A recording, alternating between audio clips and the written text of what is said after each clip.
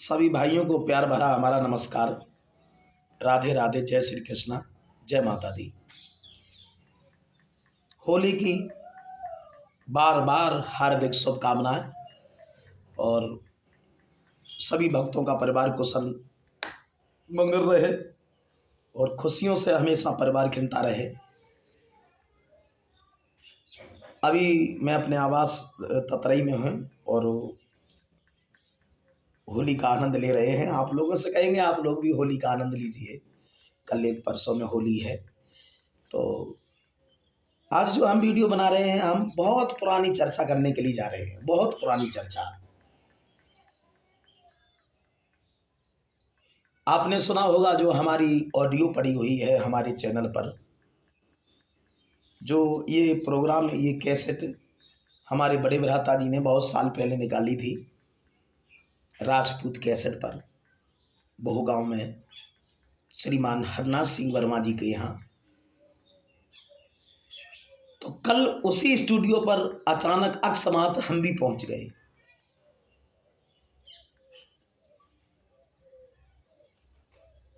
और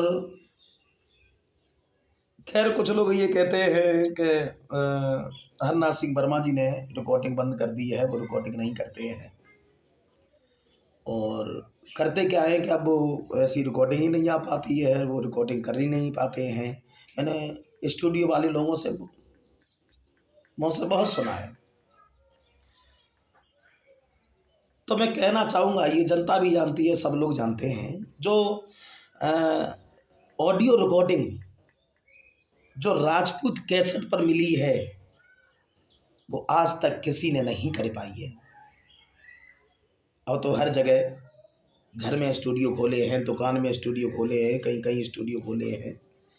तो मैं तो हर जगह जाके देख चुका हूँ। जो रिकॉर्डिंग, ऑडियो रिकॉर्डिंग जो राजपूत कैसेट पर मिली है, वो आज तक किसी ने नहीं दे पाई है। चाहे वो कितना भी बड़ा रिकॉर्डिंग करता बनता हो, चाहे कितना भी बड़ा निर्माता बनता हो, लेकिन वो रिकॉर्डिंग आज तक किसी ने नहीं दे पाई है। चर्चा करेंगे जो हम चर्चा करने वाले थे। कल मैं कुरावली बैठा हुआ था और सब स्टाफ हमारे साथ ही मौजूद थे। तो मैंने श्रीमान हरनाथ सिंह वर्मा जी से फ़ोन किया और मैंने कहा, भैया आप रिकॉर्डिंग करते हैं? उन्होंने कहा, बेटा मैं रिकॉर्डिंग करता हूँ।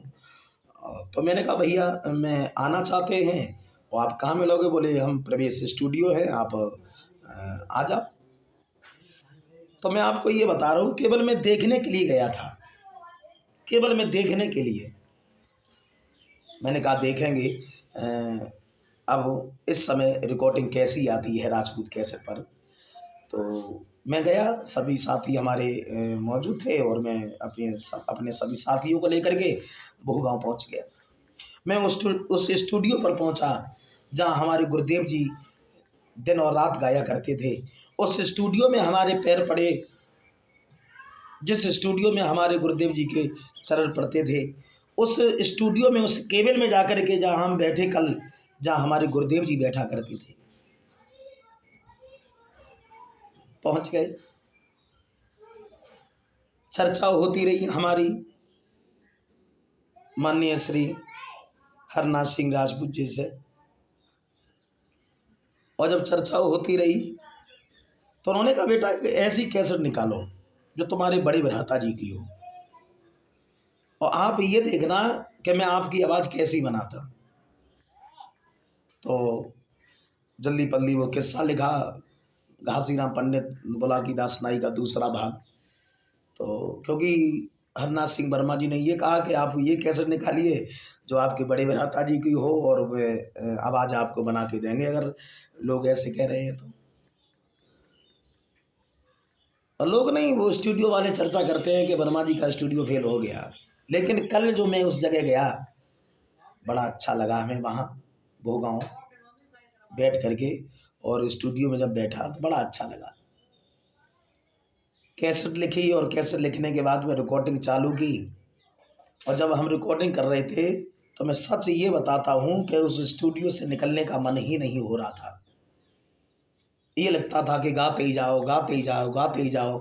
और प्रोग्राम निकालते जाओ, इतना अच्छा लगता था गाते समय।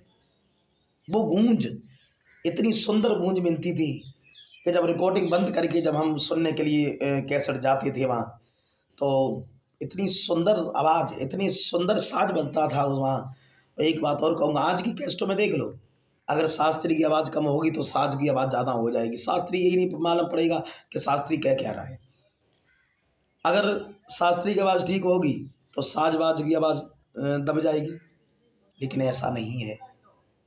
कल मैंने खुद कन्फर्म करके देखा है राजपूत कैसेट पर कि राजपूत कैसेट पहले भी ऑडियो में ठीक थी और आज भी ऑडियो में ठीक है। बड़ी सुंदर ऑडियो कैसेट निकालते हैं हरनाथ सिंह वर्मा जी। तो हाँ, एक बात हमारे दिमाग में आई, कल बैठे बैठे एक चर्चा हो गई थी, और खैर हमारे बड़े भ्राता जी से बड़े हैं हरनाथ सिंह वर्मा जी, तो चर्चा हो गई थी। तो उन्होंने कहा कि बेटा प्रवेश, एक पुरानी कहानी हम तुम्हें बता रहे हैं कि जब राधा माधव की कैसेट रिकॉर्ड हुई थी तो आपके बड़े भ्राता जी की आवाज़ नहीं निकल रही थी। और खैर आपने सुना होगा राधा माधव की कैसेट जो है उसमें आवाज़ बैठी हुई है, लेकिन आवाज़ बैठी है, लेकिन आवाज़ इतनी प्यारी लग रही है कुछ पूछो मत। तो उन्होंने बहुत पुरानी चर्चा हमें कल बताई कि प्रवेश, राधा माधव की जब कैसेट तैयार की है तो आपके बड़े भ्राता जी कैसेट नहीं निकाल रहे थे, बोल रहे थे भैया मेरी आवाज़ बैठी है, हम कैसेट कैसे गाएं। तो हरनाथ सिंह वर्मा जी ने ये कहा कि आप कैसेट गाइए, आपकी आवाज़ अभी अच्छी लग रही है, आपकी आवाज़ बैठी है, आपकी आवाज़ उतनी अच्छी लगेगी। तो वो जब कैसेट भरी है, बताया है वर्मा जी ने कि नाइट में वो जब कैसेट भरी है तो आवाज़ जब वर्मा जी ने बनाई है तो बड़ी सुंदर आवाज़ बनी है। और आज भी उस आवाज़ पर गौर कीजिए आप कि आवाज़ बैठी है, यानी जितनी भी कैसेटें बड़े भैया की हैं और जिसमें आवाज़ बैठी है तो उस आवाज़ की बात ही कुछ अलग है। तो ऐसी कल चर्चा होती रही है। हम बहुत पुरानी जगह कल पहुँचे थे और होली के बाद हम फिर जा रहे हैं। तो उन्होंने एक कैसेट बताई है कि वो कैसेट आप तैयार कीजिए, बड़े भ्राता जी की है। तो उसमें हम अकेले नहीं हैं और उसमें हर कलाकार होंगे, यानी बोलती हुई कथा जैसी सर्वनीर की निकाली थी बड़े भ्राता जी ने, वही कैसेट हम राजपूत कैसेट पर निकालेंगे। और पहुँचेंगे हम भोगांव में, और जो रिकॉर्डिंग पहले थी वही रिकॉर्डिंग आज भी है।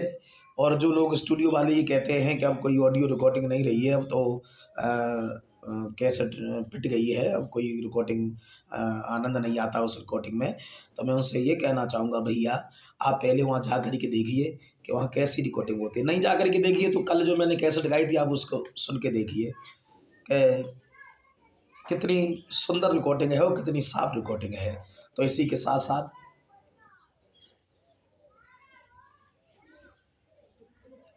आप लोगों से विदाई लेता हूँ। होली के बाद जो हम कैसेट निकालेंगे, एक कैसेट हमें दी है उन्होंने, वो कहा है ये कैसेट निकालिए, बोलती हुई कथा, यानी हर कलाकार मिलेंगे, हर कलाकार के शब्द अलग अलग होंगे। तो होली के बाद हम वो कैसेट निकालेंगे, प्रोग्राम निकालेंगे, आप उसे सुनिएगा। इसी के साथ साथ राधे राधे, जय श्री कृष्णा, जय माता दी। मैं थोड़ी ड्यू पी लें।